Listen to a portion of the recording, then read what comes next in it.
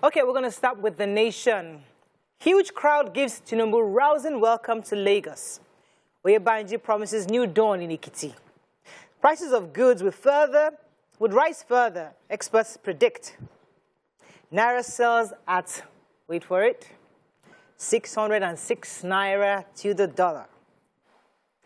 Lagos CJ, Chief Justice bars magistrates from indiscriminate arrest search warrants. Ripples over Okowa's nomination widen in PDP. And terrorists kill 3 in attack on 2 churches. All right, which story are we starting with? Who has the Okowa story? I have the Okowa story, yes. So you know that initially the ad hoc committee that was set up by the PDP had picked Wike to be the vice to the flag bearer of the PDP, that's Atiku. And, you know, they said they had to do another screening for Wike, where after he had won about 16 out of 20 votes, they said it was voice votes that he won. Now, at the end of the day, they now decided to pick Okowa, that's the Delta State governor, to be the vice to Atiku, and it's causing fraction in between the members of the party. Some people are still with Wike, others are with Okowa. And the comparison they had is that Okowa is more quiet. He also has enough strength and blocks compared to Wike. But some people are saying they have to be very careful so that they do not sideline Wike. Wike has the power to pull a lot of votes for the party. So it's been ongoing. But it was interesting, like, we had an Asaba declaration. You know, there was a state put up by him, Asaba declaration that says that power must shift to the south. And here you are, but I saw a post accepting to be vice president for a northern candidate. Yes, so I saw a post that he was saying that, I think the Igbos were after him, saying that he is not a southeasterner. He said Igbo cuts across every part of the country, and he's also southeast, whether he's living in Delta State or not. Just so let me speak on that story. Yes, the cost of prices increasing. Food prices increasing. So this article talked about, you know, projected further increasing food prices based on the CBN's new interest rates that increased to 13%. They said that because of this, of course, and the, you know, our figures on inflation and all of that, food prices will further increase. The article says that the National Bureau of Statistics headline showed our inflation rate rose from 16.82% to 17.72% in May 2022. And of course, these and other factors are why the cost of food prices will continue to go up. We buyers, consumers know how food prices are presently. But my belief is that because of this constant exchange with dollar and naira, and Nigeria not really a producing nation, we don't have any other sector that the naira is not strengthened by any exchange. We only exchange crude oil for you know, dollar, and sometimes have to pay, or confirmed have to pay subsidy for that again. So we're really not earning. And these are further going to stifle our purchasing power. Yesterday, the candidate of the APC presidential elections, Asiwaju Bola Ahmed Tinubu, arrived in Lagos with a rousing welcome of his supporters. They were expecting him for 12 p.m. yesterday, but he came in around 3:40, so people kind of waited for a bit. And quite a bit of Lagos was on a standstill as he came in with quite a few governors and other members of the Lagos State House of Assembly, went to receive him at the airport. And he went straight to Obakilu's palace in Lagos Island, where he was speaking, missed a large crowd, and he was saying that, I'm trying to get his quotes here, which I can't find, but he was just excited that the son of the soil is back home. Yes. You know, that he's home now, and he was also admonishing the leaders that saying what he did in Lagos State is what many people talked about that when he was in Abuja, that they should ensure that they leave good examples so that people can have something to reference them. I mean, he said a lot of things, and afterwards they moved on to Bodyland for a lunch that was prepared. The ESCOs of Lagos State Executive Council were there. I think the other people, Abike Dabiri and others, were all there waiting for him for a nice lunch. So it was a nice welcome home after the long months in Abuja trying to get the ticket. But now the work is just starting because now campaign must come back, must enter full gear. One more story, nation. Should we move on? Okay, let's go to the Punch. Ekiti governorship election. APC, PDP clash over vote buying on East Camp Mall's legal action. Tinubu returns to Lagos, 6 massive local government votes. Hoodlums attack convoy. Lagos Power Therm's technician falls from electric poles and dies. Kidnappers demand 150 million for ex-NFF officers abducted after Abuja wedding. JAMB registrar chides politicians buying 100 million naira nomination forms. Lagos others record 36,482 tuberculosis cases in 2 years.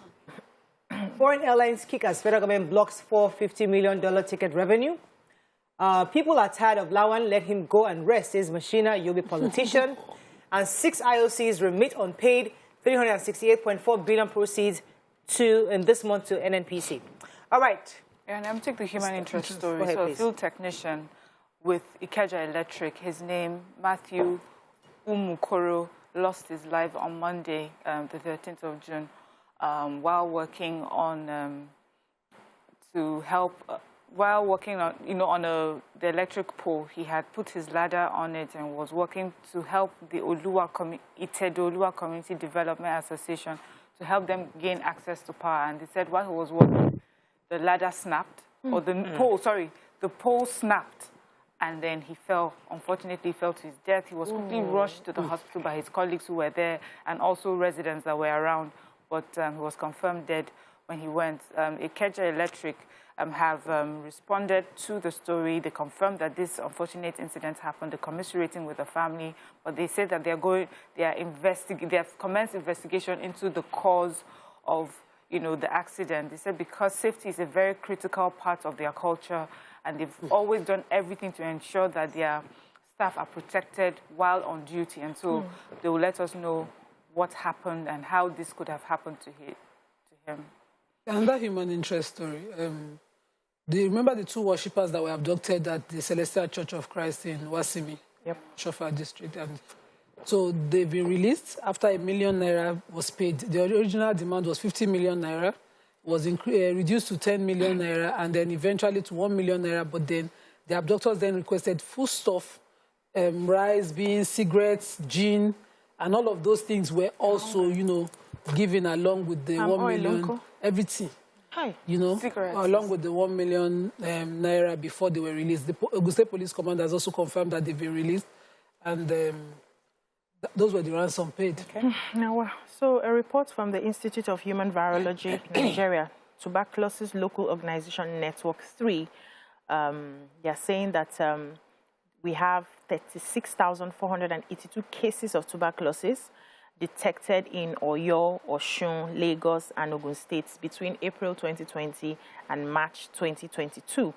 They also said that Oyo State leads with 10,177 cases, followed by Osun State with 9,690 cases, Lagos State with 9,153 cases, and Ogun State with 7,462 cases. Now, the TB Loan 3, that's the name I mentioned earlier, is a 5-year project that is funded by the United States Agency for International Development.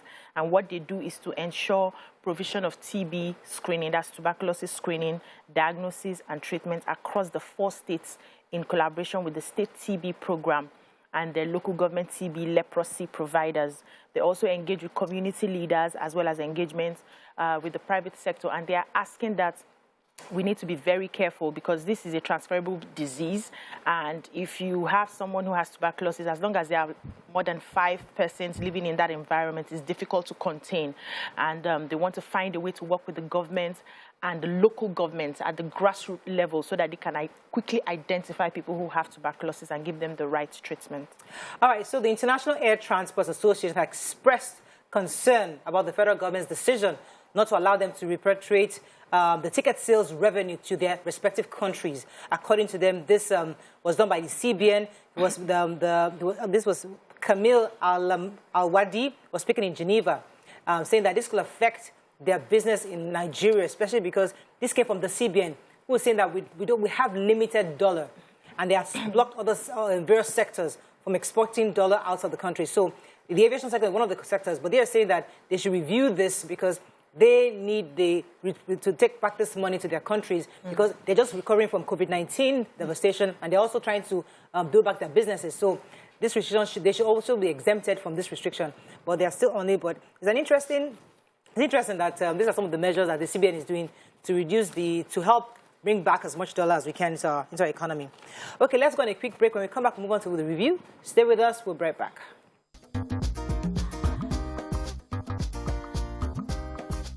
Stay tuned.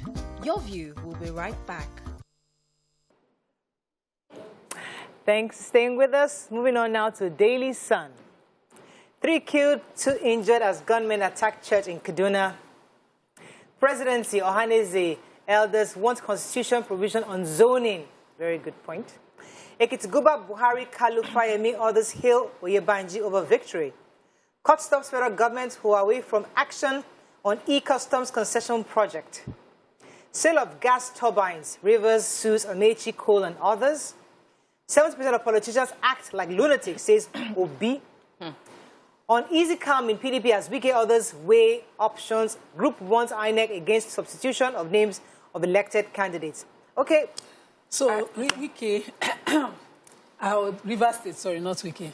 So, Rivers State had decided to sue the former governor of Rivers State and 5 others, Tonye Cole and 5 others, that's former Governor Amechi of Rivers State, for the sale of the gas, Trans-Amadi gas turbine, Eleme gas turbine, and Afam gas turbine. And they're saying that they're suing them for $274 million US, which stands for the 70% equity held by Rivers State government in the power generation assets in these turbines, including Omoku gas turbines as well. And the state government is the one suing them, not Wike. You're smiling. I don't understand. You like fight? No. Okay, yes, I have a very sad story. So this is another church attack in Kaduna State.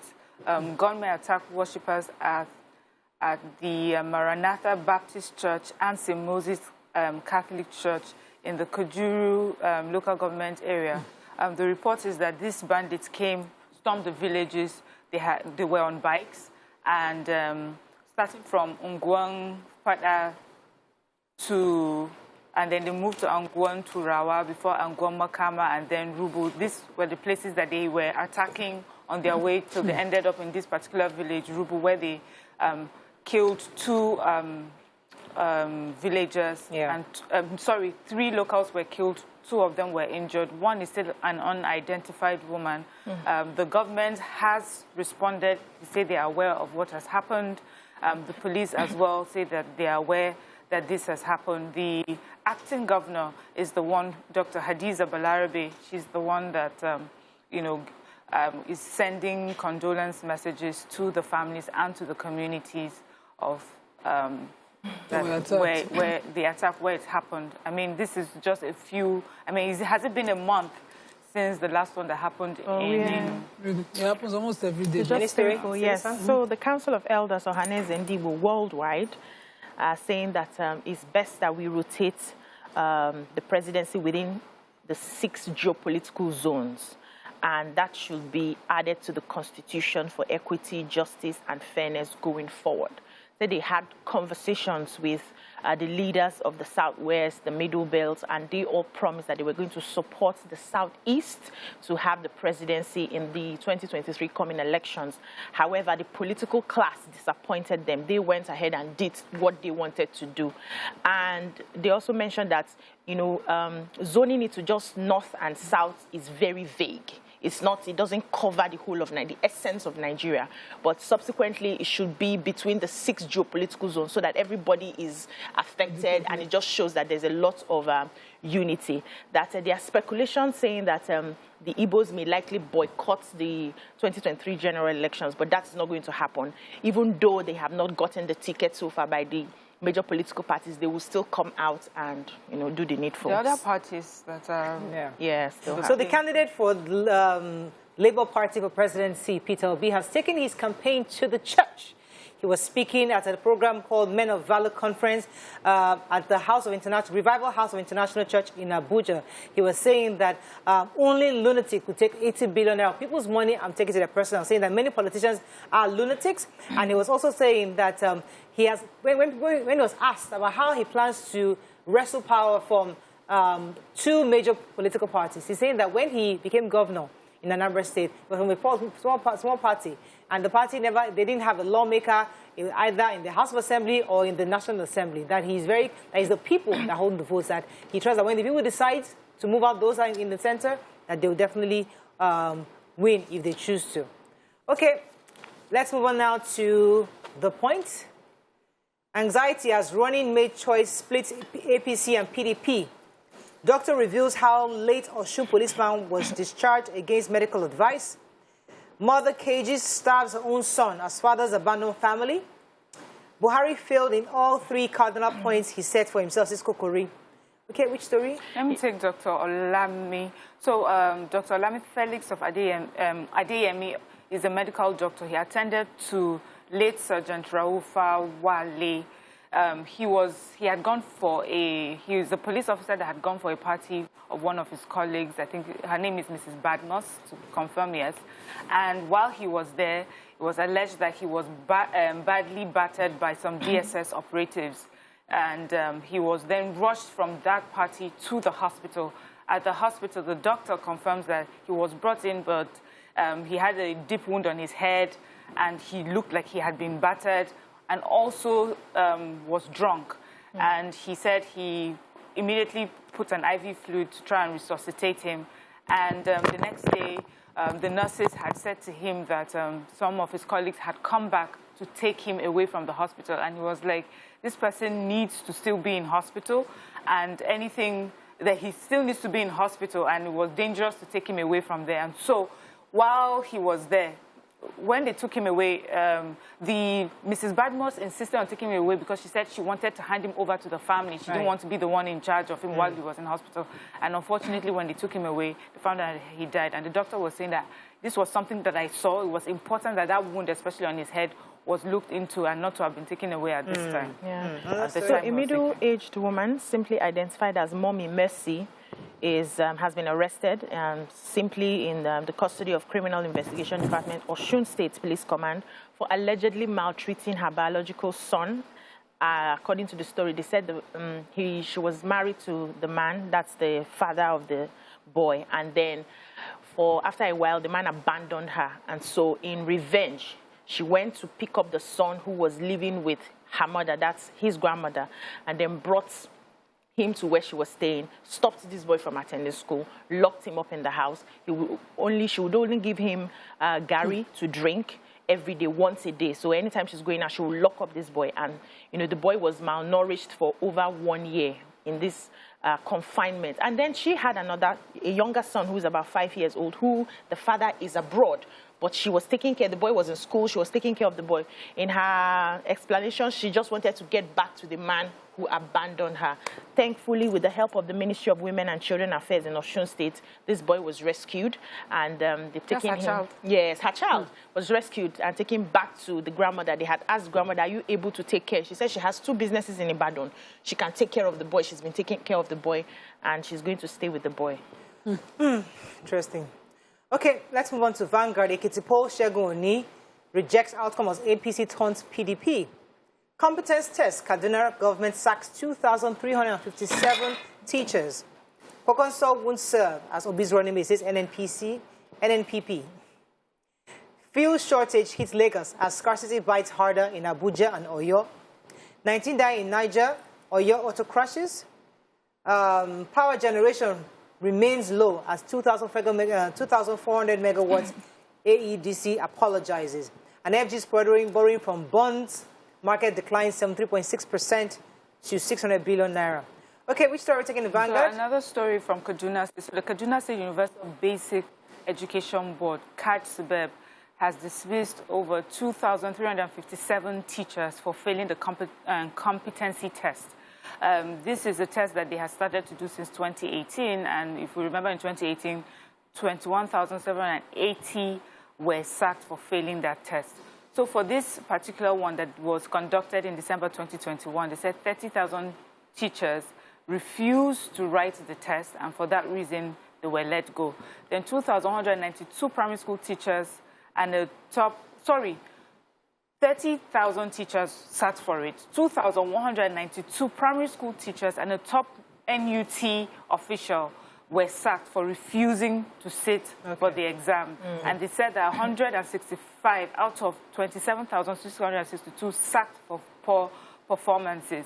So the way that they did it is that for those who scored below 40%, they were let go completely. And then for those who scored between 40% to 74% are being given a second chance to rewrite the test. And for those who scored 75 and above, have been qualified to attend courses in leadership and school management. So they'll be getting even further training to help them. Fantastic. But the NUT is saying that as far as they're concerned, this is illegal. And they had actually told teachers not to write that particular competency test, and they have gone to court, you know, to make sure that there's sort of a stay. So they right on. Yes. So the president. So whenever it comes to things of education like this, I would say focus on the child. What is best for the child? For the child. But this is what he is saying. Right. NUT. Yes, NUT is saying that the competency test should actually be a way of it should be a way of ensuring. Sorry. Oh, why did I miss that? So anyway, what he was trying to say is that the competency test should just be a way of finding out the capacity of the teachers at the time and see what they need so that they can get better training, not to sack them. From 40%, so, I don't know how much from 0 to 40%. You want to get as a teacher. What are you teaching? It has to be a baseline. There has to be a baseline you build on. You can't build on nothing. Yeah. So our power plants, the whole 15 plants, you know, that we have in the country, we're producing about 2,400 megawatts over the weekend. And Vanguard did this research by themselves. They said they carried out research that released that the national data released by the National System Operator NSO unit of the TCN showed that as of yesterday, Igbe, which is the biggest power plant and has a capacity of 1,000 plus megawatts, was producing about 282 megawatts yesterday, 3 p.m. But we have other plants that were producing and we're meeting up. We have the Delta, which was producing about 500 plus megawatts. Azura Edo was producing about 400 plus megawatts, and Ibom Power, Jeba Hydro, and all of them others were producing. So we have a total of 2,000 megawatts in the whole nation. But AEDC, that's the Abuja Disco, have apologized to their customers. Do we have an answer? Yes. So this fuel scarcity we're saying has been happening in Abuja in the past few weeks. They say it will likely get worse. So according to the National Operations Controller, Ipman, it says that the scarcity is as a result of inadequate supply, and their members have not been getting supply in the past 3 days, and so some of them have run out of stock. And one of the reasons they're not getting supply is the cost of diesel. So for them to bring in supply, they're going to be spending close to 500,000 to 800,000 to bring in supplies, and then government is saying you must not sell beyond 165 naira per liter. How are they going to make it? It's not profitable for any business person. Anyway, so against speculation that Senator Rabiu Kwankwaso will be Peter Obi's running mate, the party, the new Nigeria People's Party, have come to dismiss that speculation, saying that that discussion was never took place, and that there was no way that Dr. Rabiu Musa Kwankwaso would accept to be Peter Obi's running mate, because we have been waiting for who his running mate, hoping that it's become from the north, because he obviously needs that block from the northern, parts of the country. But we're still waiting and see, because everybody put placeholders. Well, I don't know how long they're allowed to put placeholders, because we want to know the real names. Placeholders are not going anywhere. That's all we can take on the review. Let's go on a break. When we come back, very important topic concerning vote buying that took place over the weekend, and we're going to bring in our guests from INEC. But first, we must celebrate our fathers. Stay with us. We'll be right back.